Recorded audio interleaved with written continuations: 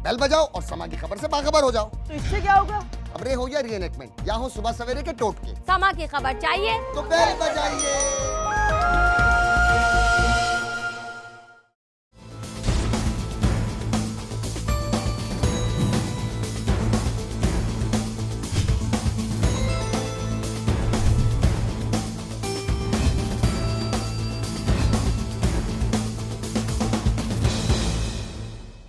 आप देख रहे हैं अवाम की आवाज।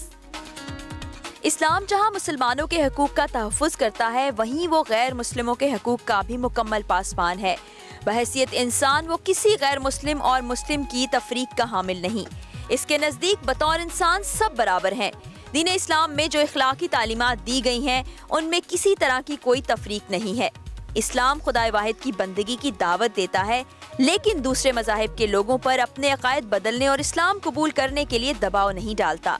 यही वजह है कि पाकिस्तान में अक़लियतों को भी वो तमाम बुनियादी हुकूक हासिल हैं जो एक पाकिस्तानी मुसलमान को हासिल हैं, यानी कि जान की हिफाजत, इज्जत और आबरू, मजहबी और माशी आज़ादी। 11 अगस्त 1947 को बानी पाकिस्तान कायदे आज़म ने जब आइन साज असम्बली से अपने खिताब में पाकिस्तान में बसने वाले गैर मुस्लिमों को तहफ़्फ़ुज़ की यकीन दहानी कराते हुए तर्के वतन न करने को कहा, तो मुहिब्बे वतन पाकिस्तानी हिंदुओं ने पाकिस्तान को अपना वतन बना लिया। टीम अवाम की आवाज़ का ये खासा रहा है कि वो अक़लियती मजहबों को वक्तन फवक्तन दिखाती रही है। आज हम अवाम की आवाज़ में हिंदू बिरादरी की कुछ रसूमात दिखाने जा रहे हैं कि वो ये रसूमात कैसे अदा करते हैं। टीम अवाम की आवाज़ ने हिंदू बिरादरी के कुछ अफराद से उनके मसाइल, माशी और मजहबी आज़ादी के हवाले से बातचीत की। आज हम ये जानेंगे कि हमारे पाकिस्तानी माशरे में रहते हुए वो खुद कैसा महसूस करते हैं। Happy Holi to everyone. Happy Holi. Hindu मजहब में दिवाली के बाद सबसे बड़ा तस्वुर होने वाला ये त्यौहार होली है, जो मौसम बहार की आमद की खुशी में मनाया जाता है।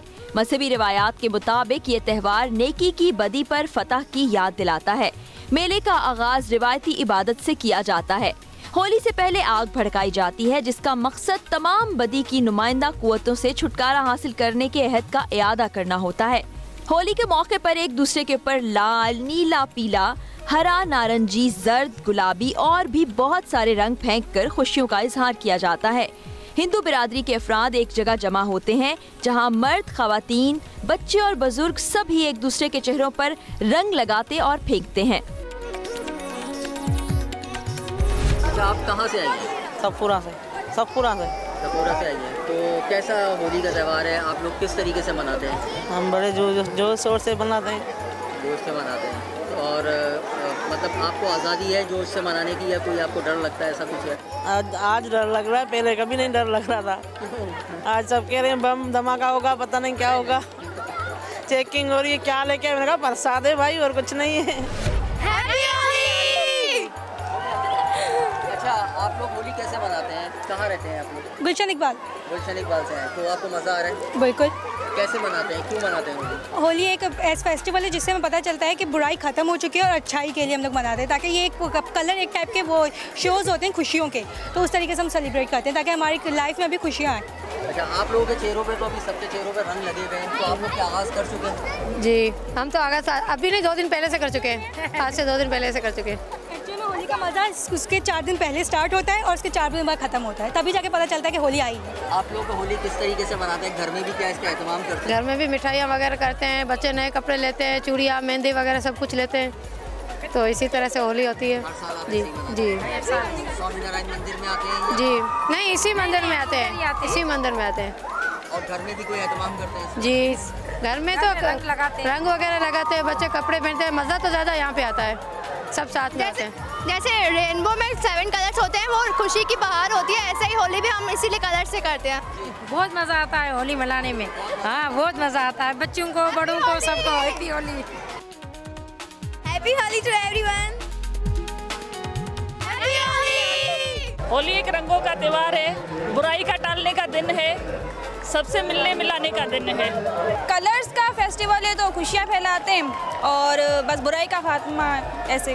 कैसे बुराई का खात्मा क्या है? मतलब जहाँ भी है सब कलर फैलाना, मतलब खुशियाँ फैलाना, तो खुशियाँ फैलाते हैं और सब इंजॉय करते हैं। ये तो पूरी फिर स्टोरी है पूरी।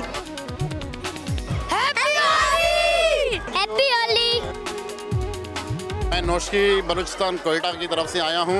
वहाँ पे तो हम इतना एंजॉय करते हैं, वहाँ पे हिंदू मुसलमान सब कौमें इकट्ठा मिलके होली हम विश करते हैं। यहाँ पे हम फर्स्ट टाइम आ रहे हैं, आज देख रहे हैं, मगर यहाँ पे और वहाँ पे काफ़ी फ़र्क है। वहाँ पे बलोच हमारा बहुत बड़ा साथ देते हैं। Thank you. हैप्पी होली। आपको होली मनाने आते हैं? हाँ, होली बनाना कैसा लगता है आपको? बहुत अच्छा लगा, बहुत खुशी मिलती है। आज जैसे होली का त्यौहार हिंदू बरादरी सेलिब्रेट कर रही है पाकिस्तान भर में बसने वाली, इसी तरह होला मोहल्ला का भी त्यौहार है जो सिख बरादरी सेलिब्रेट करती है। तो हम यहाँ पर इकट्ठे हैं और कराची में बड़े पैमाने पर हर कोई अपने अपने तौर पर होली सेलिब्रेट कर रहा है। इस पर मैं यही मैसेज देना चाहूँगा कि हम अपने मुल्क पाकिस्तान के लिए ऐसे मौके पर हमने अपने गुरुद्वारों में, मंदिरों में और चर्चेज़ में दुआ रखनी चाहिए ताकि मुल्क में अमन और शांति रहे और हम अपनी खुशियाँ इसी तरह सेलिब्रेट करें जिस तरह से हमारे पाकिस्तान में सिक्योरिटी इदारे अपनी कुर्बानी दे रहे हैं हमें तहफ़्फ़ुज़ फराम करने के लिए। उनको भी हम खराज तहसीन पेश करते हैं। सिक्योरिटी के भी बड़े अच्छे इंतज़ामात सिंध गवर्नमेंट की तरफ से किए गए हैं, पुलिस डिपार्टमेंट की तरफ से, और पाकिस्तान में बसने वाले तमाम हमारे बहनों भाइयों को होली की और होला मोहल्ला के त्यौहार की बहुत बहुत शुभकामनाएं और मुबारकबाद। पाकिस्तान जिंदाबाद। बताएं कि आप यहाँ पर आई हैं, यहाँ पे सिक्योरिटी के कैसे इंतजाम हैं, कुछ बताएं थोड़ा सा। बिस्मिल्लाहिर्रहमानिर्रहीम। मेरा नाम सैयदा ग़ज़ाला है और मैं SHO मीठा दर हूँ और हम लोग यहाँ पर आज आए हुए हैं। यहाँ इनका ये मजहबी त्यौहार है होली का और हमने यहाँ पर फुल प्रूफ इंतज़ाम किए हुए हैं सारे और यहाँ पर हमने बहुत नफरी डिप्लाई की है। आप देख रहे होंगे कि हमने यहाँ पर जो है ये वॉक थ्रू गेट्स लगाए हुए हैं और हमारे पास RRF की नफरी है, हमारी अपनी है और हेडक्वार्टर से हमने मंगवाई है। हमने यहाँ पर चारों तरफ एंट्री पे और एग्ज़िट पे जो है वो अब डिप्लाई की है, आपने देखा होगा बाहर, और मोबाइलें वगैरह लगाई हुई हैं और ये सब कुछ हमने इसलिए किया है ताकि ये लोग आराम से अपना ये मजहबी त्यौहार मना सकें। यहाँ पर जैसे आपने बताया सिक्योरिटी फुल प्रूफ है, तो ऐसी और लोग भी क्या यहाँ पे मुस्लिम कम्युनिटी, मुस्लिम लोग भी यहाँ पर आते हैं? जी, यहाँ पर मुस्लिम्स भी आएंगे अभी और नॉन मुस्लिम्स भी दोनों ही होंगे। मुस्लिम्स यहाँ पर देखने के लिए आए हैं जैसे आप लोग आए हुए हैं और यहाँ रिकॉर्डिंग के लिए आए हुए हैं और इस प्रोग्राम को इनकी इंजॉयमेंट भी देखने के लिए आए हुए हैं। और इनके साथ मेरा इंटरेक्शन बहुत ज़्यादा है, बहैसियत पाकिस्तानी मेरा जो इंटरेक्शन है वो इन लोगों के साथ बहुत ज़्यादा है और ये लोग मुझसे बहुत प्यार करते हैं। वैसे टीम अवाम की आवाज़ ने हिंदू बरादरी के पंडित जय कुमार से उनकी रसूमात के मुतालिक बातचीत की। हमने पंडित से ये भी पूछा कि होली से पहले आग क्यों जलाई जाती है। होली का एक राक्षसी थी जिसको हम लोग शैतान भी कह सकते हैं मिसाल, तो वो उनको इतनी ताकत थी वो देवताओं की तरफ से जो उन्होंने इतनी इबादत की थी तो उसको इतनी ताकत मिली हुई थी जिसमें वो किसी को भी आग में लेके बैठ जाए तो वो जल जाए, उसको आग असर नहीं कर सकेगी। तो इसका एक भाई का ये लड़का था पहलाज, तो हाँ पहलाज वो बहुत भक्त था भगवान का। हिरण्याकश्यप जो इसका बाप था पहलाज का, वो ये कहता था मैं ही खुदा हूँ, मैं ही भगवान हूँ, मुझे मेरी इबादत करो। वो अपने राज में जो सबको ये मार के यही कहलाता था कि सब मेरी इबादत करो और दूसरा विष्णु भगवान कोई नहीं है। मगर पहला जो था वो सिर्फ विष्णु भगवान को ही पूजा इबादत करता था, दिन रात उन्हीं को याद करता था। तो ये बात उनको पसंद नहीं थी उसके बाप को, तो उसने कई तरीके से उसको सज़ा देने की कोशिश की, हर सज़ा से वो बच के आ जाता था। तो जब इसकी बहन को कहा कि भाई तेरे को आग कुछ नहीं कर सकती है, तेरे पास एक ऐसी चादर है जो देवताओं की तरफ से मिली हुई है, जिसको तू ओढ़ के बैठेगी तो तेरे को कुछ नहीं होगा और वो सामने वाला जल जाएगा जो तू उसको लेके बैठेगी। तो ये बच्चा है, अभी इतना ना समझ है और तू उसकी फूफी है, बुआ है, तो उसको लेके आग में बैठ जा। तो वो जब उसको लेके बैठती है तो ऊपर वाले मालिक की तरफ से उसको बचा लिया जाता है पहलाज को और ये जल जाती है। तो ये होली का उसी के याद में जो है मनाई जाती है। हाँ, ये प्राचीन है। जब बाबा जी 1823 में आए थे तो ये खड़ाऊ पहन कर आए थे और ये लकड़ी के हैं, देख रहे हैं आप? जी बिल्कुल। और ये प्रिजर्व की गई चांदी की पतरी। इंसानों के ऊपर कोई भी एक दुश्वारी आती है तो माता की पूजा होती है और माता उन दुश्वारियों से निकालती हैं।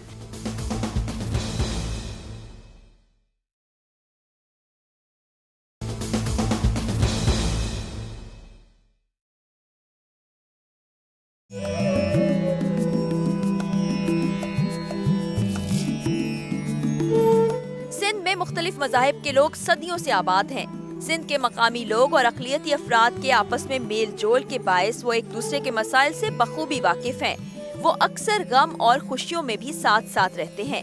टीम अवाम की आवाज़ आज सक्खर में मौजूद है। यहाँ एक तारीखी इमारत मौजूद है जो हिंदू बिरादरी का कदीम मंदिर है, लेकिन यहाँ दीगर मज़ाहिब के लोग भी आते जाते हैं। ये है साधु बेला। साधु बेला दरिया के बीच में एक जजीरे पर आबाद होने के बायस बहुत खूबसूरत और कुदरती दिखाई देता है। कहा जाता है कि साधु बेला की तामीर बरतानवी अहद में हुई। इसके लिए मकामी हिंदू ताजिरों ने रकम फराहम की।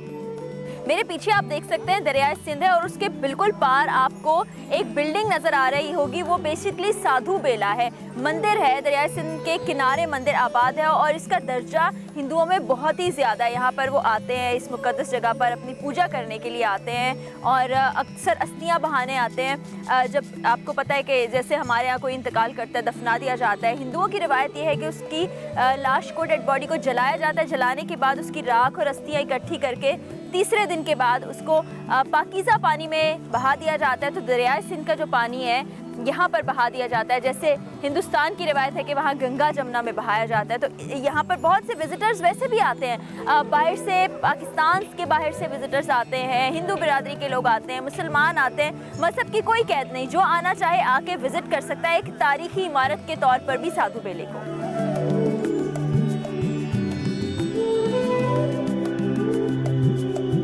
इस वक्त हम साधु बेले की जानिब बढ़ रहे हैं और ये रास्ता तय किया जाता है कश्ती के जरिए से। ये कश्ती आपको इस पार से इस पार लेके आ जाती है और जितने भी विजिटर्स आते हैं, जो यहाँ पर पूजा करने के लिए भी हिंदू बिरादरी के लोग आते हैं, वो इसी तरह से आते हैं क्योंकि कोई ज़मीनी रास्ता इसको कनेक्ट नहीं करता, बल्कि दरियाए सिंध का ये छोटा सा सफ़र करके आप यहाँ तक पहुँचते हैं। ये साधु बेले की एंट्रेंस है। अब ये सीढ़ियाँ चढ़ के हम यहाँ पर अंदर दाखिल होने जा रहे हैं। एक तारीखी इमारत है, कई सदियों से यहाँ पर कायम है। इसकी हिस्ट्री के मुतालिक भी आपको बताते हैं। मंदिर हिंदुओं की इबादत गाह है, जहाँ पर जो पूजा करने के लिए आते हैं उसका एक अलग अंदाज होता है। ये आप देख सकते हैं, एक घंटा है। जो भी यहाँ पर पूजा के लिए आता है या विजिटर आते हैं तो ये एक रिवायत है कि वो घंटा बजा के अंदर दाखिल होते हैं।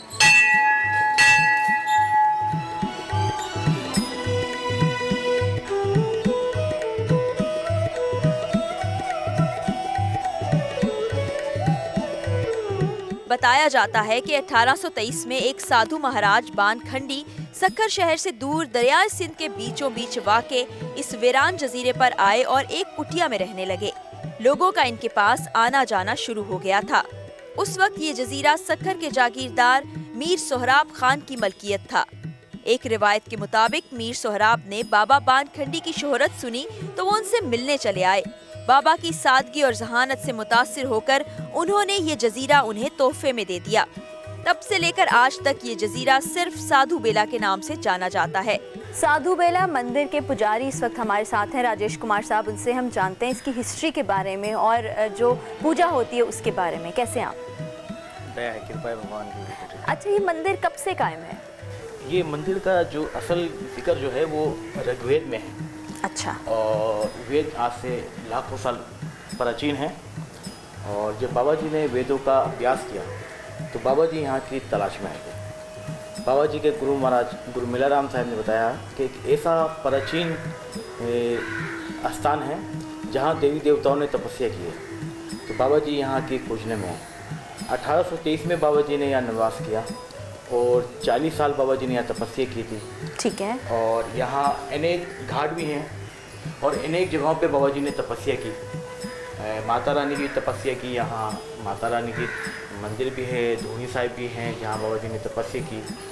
और एक मेन ये है कि बाबा जी ने शादी नहीं की। और ये पंथ जो उदासीन ब्रह्मचारी हैं, जिसको कहते हैं उदासीन ब्रह्मचारी, ठीक है, जो शादी नहीं करते, अपनी सारी जिंदगी मालिक की भक्ति और तपस्या में गुजारती है। क्योंकि इसका जिक्र वेद के अंदर है और साधु नदियाँ जो है यहाँ आके मिलती हैं। अच्छा, ये 7 नदियाँ दरियाए सिंध का ये इलाका है जो यहाँ, ये इन्फॉर्मेशन है कि 7 नदियाँ इस मकाम पे आके मिलती हैं जहाँ साधु बेला कायम किया गया है। और इनका मानना ये है कि जो बाबा यहाँ पर आए थे उनको ये खबर मिली थी बहुत पहले से कि यहाँ पर देवी देवता आते थे, तो उन्होंने यहाँ पर आकर अपना ठिकाना बनाया। रामायण में भी जिक्र है, इधर श्री रामचंद्र भगवान भी आए हैं, देवी देवताओं ने तपस्या भी किए। और सिंधु जो है रिवर है, सिंधु नदी के तट पे जो ऋषि मुनियों ने अनेक शास्त्र लिखे, इस वजह से जो है ये बहुत प्राचीन और कदीमी मुकद्दस स्थान है। तारीखी शवाहिद के मुताबिक बाबा बानखंडी ने 40 साल तक इस जजीरे में चिल्ला काटा। बाबा बानखंडी का इंतकाल तकरीबन 100 साल की उम्र में 1863 में हुआ। इस वक्त हम लोग जिस जगह पर दाखिल हुए हैं बाबा बानखंडी का आश्रम है, जहाँ पर आते हैं हिंदू बिरादरी से लोग और पूजा करते हैं। यहाँ पर पूजा की जाती है जी, यहाँ डेली पूजा पाठ होती है। और ये आप देख रहे हैं, ये बाबा जी के उस टाइम के खड़ाव भी हैं। अच्छा, ये उसी जमाने के हैं? ये बिल्कुल बाबा जी पहनते थे। ये तो बहुत ही सदियों पुराने होंगे। हाँ, ये प्राचीन है। जब बाबा जी 1823 में आए थे तो ये खड़ाव पहन कर आए थे। और ये लकड़ी के हैं, देख रहे हैं आप? जी बिल्कुल। और ये प्रिजर्व की गई चांदी की पतरी। चांदी की पतरी बाद में लगाई, ये लकड़ी के थे सेफ्टी के लिए। और आप ये देख रहे हैं कि बाबा जी जो है, ये देख रहे हैं बाबा जी ने स्पेशली इसी खड़ाव ये बनवाई थी कि अगर कोई जीव जंतु कीड़ा मकोड़ा अगर आ भी जाए तो वो मरे नहीं।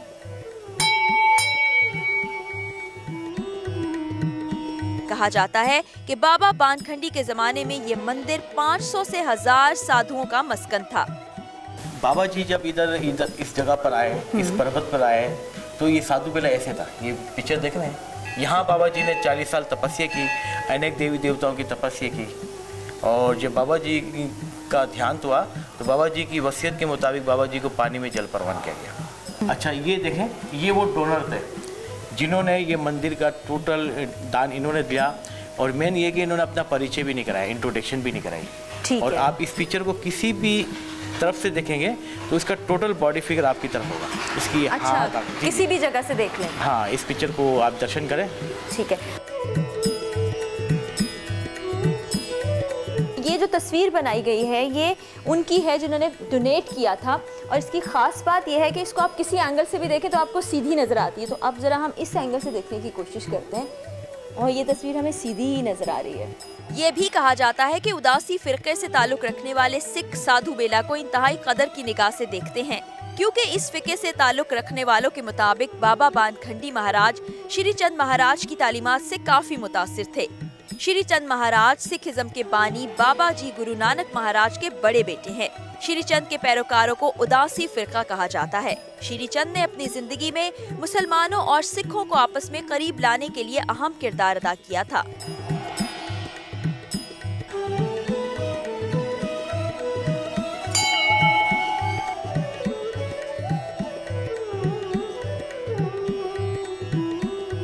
इस वक्त हमारे साथ मुखी ईश्वरलाल साहब मौजूद हैं जो कि इंचार्ज हैं यहाँ पर जितनी हिंदू बिरादरी है उनकी, उन्हीं से हम जानते हैं। यहाँ पर अभी वो हमें बता रहे थे कि ये जहाँ दिया रोशन किया गया है और ये राख रखी हुई है, ये क्या है?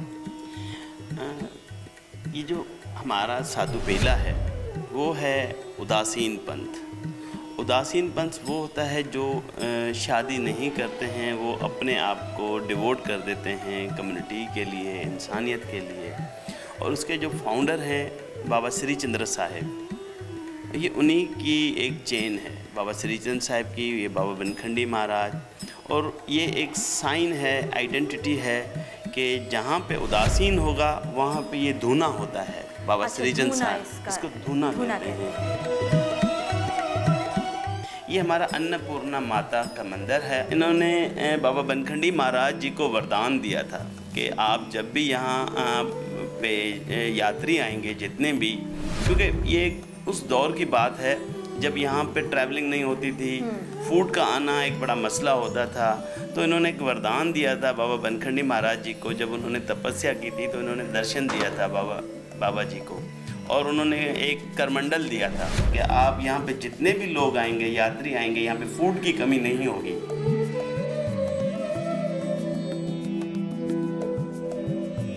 ये हरिद्वार घाट है। 21 घाट हैं। घाट मीन एंट्रीज। ठीक है। इस एंट्री को हरिद्वार घाट का जो है ना बाबा बनखंडी जी ने नाम दिया था कि कोई भी अगर हरिद्वार इंडिया ना जा सके, अगर साधु बेले आ जाए तो वो जो है ना उसको वही महानता मिलेगी, वही उसको जो है ना मिलेगा, जो हरिद्वार पे मिलेगा वो यहीं पे उसको जो है ना उसकी इच्छा पूरी होगी, उसको वही सवाब मिलेगा। साधु बेला के इस मंदिर को तीर्थ का दर्जा भी हासिल है। तीर्थ उस जगह को कहते हैं जहां स्नान किया जाए, यानी नहाने की मजहबी रस्म अदा की जाए। इस वक्त जिस जगह पर हम खड़े हुए हैं यहाँ पर अस्थियां भी बहाई जाती हैं और स्नान भी किया जाता है। हम लोग जिस जगह पे खड़े हुए हैं वो हरिद्वार घाट है साधु बेला का, और यहाँ का जो महात्म है वो गंगा नदी का महात्म है, क्योंकि बाबा बनखंडी महाराज जी ने जब यहाँ तपस्या की थी तो उनको गंगा मैया ने भी यहाँ पे आके दर्शन दिया था, और इसी जगह को गंगा घाट भी कहा जाता है। गंगा घाट पे हम लोग हर साल शिवरात्रि का मेला होता है, यहाँ पे हज़ारों लोग आते हैं, यहाँ पे अपने स्नान करते हैं और अपने सुबह अर्ली इन द मॉर्निंग सुबह 4 बजे के करीब जो है ना स्नान शुरू होता है, गंगा जी की आरती होती है, और अपने स्नान करके जो है ना हमारा जो अकीदा है हम उस अकीदे के मुताबिक हम अपने पाप धो के जाते हैं यहाँ पे। वैसे तो जिस तरह अशरफुल मखलूक हैं हम लोग, और इसी तरह हमारे यहाँ भी जो है ना उत्तम मानुष जन्म उत्तम जन्म है, इसी जन्म में ही हम अपना जो है ना जो कर्तव्य करना है वो करना है। ये हरिद्वार घाट का दर्जा दिया गया था इसको, और ये वो जगह है जहाँ पर हिंदू अपने अकीदे के मुताबिक सुबह सवेरे आते हैं, इस पानी में स्नान करते हैं यानी नहाते हैं, और यहीं पे अस्थियाँ भी बहाई जाती हैं।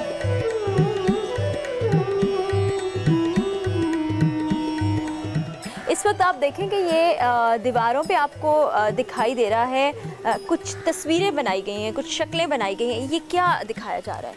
एक्चुअली साधु बेला में हर वो कंसेप्ट दिया गया है, जिस तरह एक लाइफ का कंसेप्ट होता है, और उसी मुताबिक उन्होंने यहाँ पे एक हमें कंसेप्ट दिया कि अगर आप अच्छे काम करेंगे तो आप स्वर्ग में जाएंगे, अगर गलत काम करेंगे तो आप नर्क में जाएंगे। इसी तरह देखें आप कि ये हमारी वेतुर नदी है जहाँ पे हमारी असेसमेंट होती है कि आपने क्या काम किया, आपने तौल गलत की, आपने किसी के साथ कोई चीटिंग की, आपने किसी को हिंसा की, इस तरह ये हमारी असेसमेंट होती है। वेट कम है तो उसकी पनिशमेंट है, कोई गलत काम कर रहा है तो उसको गरम पिलर के साथ खड़ा कर दिया गया है, कोई अपना किसी शिकार कर रहे हैं तो वही जो परिंदे हैं उनको खा रहे हैं। तो यहाँ पे मुझे 1983 में जनरल मोहम्मद ज़ियाउल हक का कमेंट भी दिखाई दे रहा है, और इसमें गाय के गोबर के छेड़े, इसका नाम है धुनी साहब, इसमें मंत्र पढ़े जाते हैं।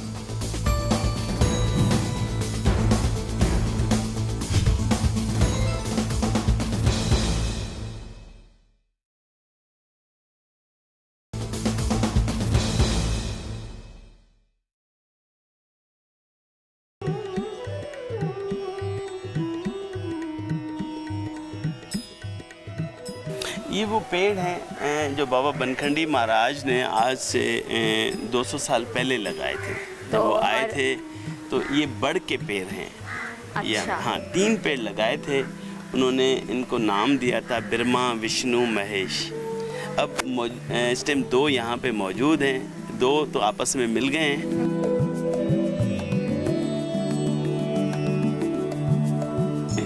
यहाँ पे 7 मंदिर हैं।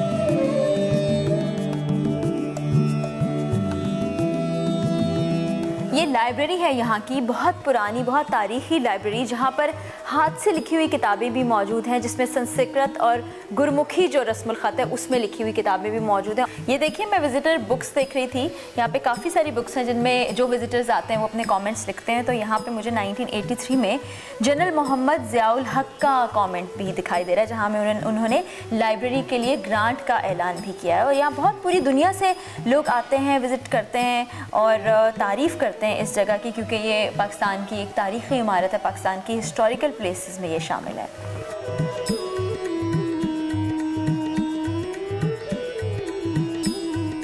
ये एक कुआं है पानी का, जिस तरह पुराने दौर में होता था कि पानी पीने के लिए। अब तो हमारे मौजूदा सिस्टम में जदीद हमारे पास फिल्टर प्लांट लगा हुआ है जी। ये वो कुआं है जो बाबा बनखंडी महाराज जी ने यहाँ पे जो यात्री आते थे उनके पीने के पानी के लिए, नहाते तो दरिया में ही थे तब, लेकिन पीने के लिए ये कुआं लगवाया था।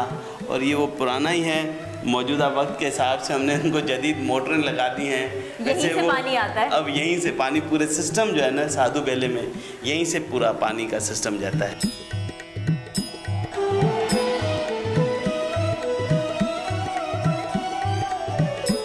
ये धूनी को रोशन कर दिया गया और इसमें कुछ डाला जा रहा था। ये इनसे पूछते हैं कि ये क्या क्या कुछ था जी। इसमें जो है तिल, जौ और काफूर मिला के और गूगल इसका वास दिया जाता है। और इसमें गाय के गोबर के छेड़े, इसका नाम है धूनी साहब।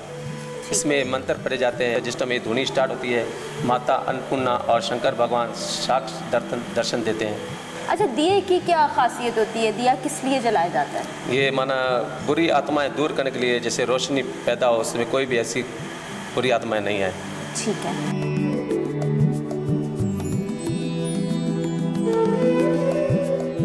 अच्छा, शमशान घाट है, जैसा कि आपने बताया था कि 2 तरीकों से आखिरी रसूमात अदा की जाती हैं। एक तो पानी में बहा दिया जाता है, दूसरा शमशान घाट लाया जाता है। वो कैसे आखिरी रसूमात यहाँ अदा करते हैं? डेड बॉडी को ले आते हैं। डेड बॉडी को ले आने के बाद यहाँ पे अंदर एक रस्म होती है और यहाँ पे एक रेखा डाली जाती है। रेखा डाल के बॉडी को यहाँ रख के वो रस्म अदा होती है। यहाँ पे जो उनके कांधी होते हैं, पानी से मटके से भर के उनको यहाँ पे चक्कर लगाए जाते हैं, 7 चक्कर। उसके बाद यहाँ पे वो मटका जो होता है जिससे पानी दिया जाता है, ये आप देखें कि ये एक रस्म हुई है। एक ये 3 हमारे पास बने हुए हैं ना, क्योंकि हमारे यहाँ कोई भी डेड बॉडी होती है उसको जो है ना तीसरे दिन जो है ना वो उनकी जो बोन्स होती हैं, जो उनकी जो अस्थियाँ जिसको कहते हैं, उनको जो है तीसरे दिन हम लोग कलेक्ट करते हैं। ठीक है, बहुत शुक्रिया, आपने हमें वक्त दिया, इतनी तफसीलात बताई। बहुत शुक्रिया।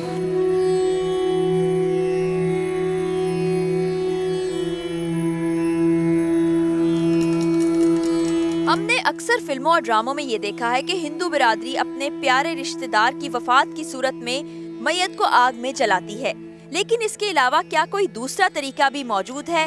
जी, इसके अलावा हिंदू बिरादरी मैयत को हवा में, पानी में और जमीन के हवाले भी करते हैं, लेकिन ऐसा इस सूरत में किया जाता है जब कोई शख्स वसीयत करे। आज साधु बेला में एक मैयत मौजूद है जिसे हिंदू बिरादरी जल परवान करने जा रहे हैं, यानी मैयत को पानी के हवाले किया जा रहा है।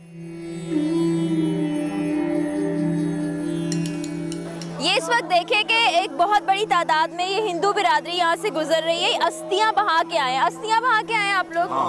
हाँ, ये इन रसूमात होती हैं कि अस्थियाँ इकट्ठी की जाती हैं। जब इंसान की वफात हो जाती है उसके बाद जलाने के बाद तो उसको यहाँ बहा दिया जाता है। तो ये आपका सबसे बड़ा श्राइन है? हाँ, ये कहाँ से आए आप लोग? हम सक्कर से हैं। अच्छा, वैसे यहाँ आते हैं आप लोग? हाँ, हर साल आते हैं इबादत करने के लिए। दिल चाहता तभी आते हैं। ये 7 बेला हमारा तीर्थ है हिंदुओं का। ये तीर्थ है घर हमारा 7 बेला। हम ये तीर्थ करने के लिए आते हैं। हमारी जो मोर्चागत हो जाती है उसकी हाथी भी लेके हम इधर तारने के लिए, संस्कार करने के लिए आते हैं। सबसे बड़ा ये है? ये सबसे बड़ा यही मंदिर है, 7 बेला तीर्थ। हमने पंडित जय कुमार से सवाल किया कि क्या मरने के बाद आखिरी रसूमात में जलाना ही वाहिद तरीका है या और भी तरीके हैं? जैसे 18 पुराण है, उनमें गरुड़ पुराण एक ऐसा है जिसमें मरने के बाद की सारा हालात लिखे होते हैं कि मरने के बाद या जिंदा होते वक्त भी क्या हम कर सकते हैं। तो उसमें सारा ये लिखा है कि भाई किसको जलाया जाए, किसको दफनाया जाए, किसको दरिया में बहाया जाए, ये सारी हिस्ट्री उसके अंदर लिखी है। पर ज़्यादातर जो गिरफ्तारशरम में है, माने जैसे शादीशुदा है, जिसने शादी की है उसको हम लोग गिरफ्तारशरम में ही कहेंगे, उसके लिए तो सिर्फ जलाने का ही हमारे यहाँ लिखा हुआ है कि जलाया जाए उसको। और बच्चा ऐसे माने जैसे 27 महीनों से बड़ा, 27 साल नहीं 27 महीनों से बड़ा अगर है बच्चा तो उसको जो जलाने का ही है, और उससे कम है तो उसको दफनाने का लिखा है।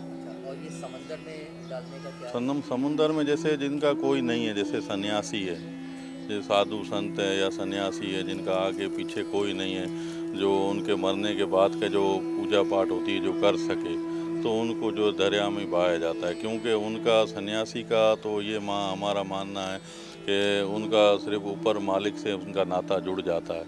वो ये कहते हैं हमारा ना आगे ना माँ है, ना बाप है, ना भाई है, ना बहन है, जो कुछ है वो मालिक है।